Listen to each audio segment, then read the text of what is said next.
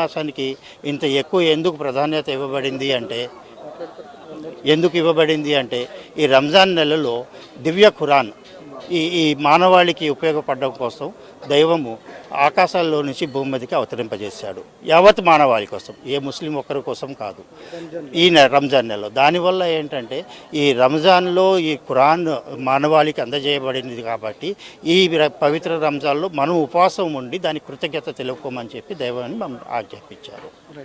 మీరు ఎలా జరుపుకున్నారు? మీరు మీరు చెప్పండి. ఈ రంజాన్ మాసానికి సంబంధించి మీరు ప్రత్యేకంగా మీరు అని చెప్తారు. अस्सलामु अलैकुम वरहमतुल्लाहि वबरकातुहू। ये रमज़ान का महीने में कुरान नाजिल हुआ, इसलिए इसे अहमियत दी गई है।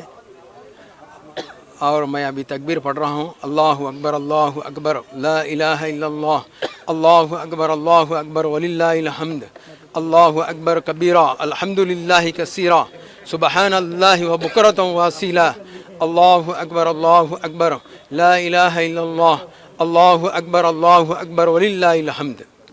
మీరు పండగ ఎలా అంటే ఈ నెల రోజులు? अस्सलामु अलैकुम वरहमतुल्लाहि वबरकातुहू। मैं पूरी उम्मत के लोगों को, तमाम मुसलमानों को ये पैगाम देना चाहता हूँ और तमाम लोगों को ये पैगाम देना चाहता हूँ कि आज अल्हम्दुलिल्लाह खुशी का दिन है, ईद का दिन है और अल्लाह का शुक्र अदा करने का दिन है। अल्लाह रब्बुल आलमीन ने हम सबों को जो तौफीक बख्शी थी, यानी रमज़ान मुबारक का महीना दिया जिसमें हम सब कुछ इबादत किए, तौबा और इस्तिग़फ़ार किए, कुरान करीम की तिलावत किए, सुने पढ़े अमल किए और दुआएं किए, क़यामुल लैल किए।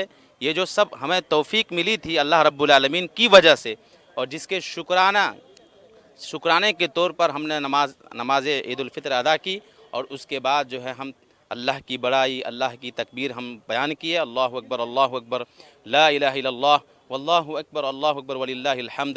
नौजवानों को ये पैगाम देना चाहता हूँ कि जिस तरीके से आपने रमज़ान मुबारक का एहतमाम किया, मुकम्मल रोज़े रखे, दुआएं किए, तौबा और इस्तिग़फ़ार किए, जिस तरीके से आपने रमज़ान मुबारक में गुनाहों से बचते रहे और जिस तरीके से नेकियों में हिस्सा लेते रहे, वैसे ही पूरे साल के महीनों में आप जो है हिस्सा लीजिए। इंशाअल्लाह आपकी पूरी ज़िंदगी सुकून की गुजरेगी इंशाअल्लाह। अस्सलामु अलैकुम वरहमतुल्लाहि वबरकातुहू। ఇది మొత్తంగా ఏదైతే ఈ నెల రోజుల పాటు కూడా ముస్లిం సోదరులు ఎంతో పవిత్ర మాసంగా భావించేటువంటి రంజాన్ మాసం ఈ రోజుతో ముగిసింది.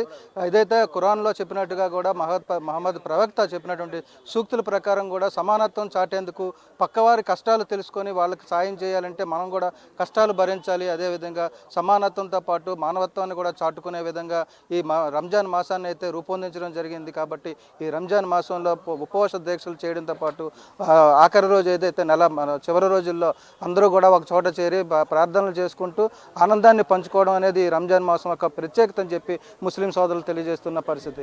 వీడియో జర్నలిస్టు స్వామితో రాజు, ఐ న్యూస్, విశాఖపట్నం.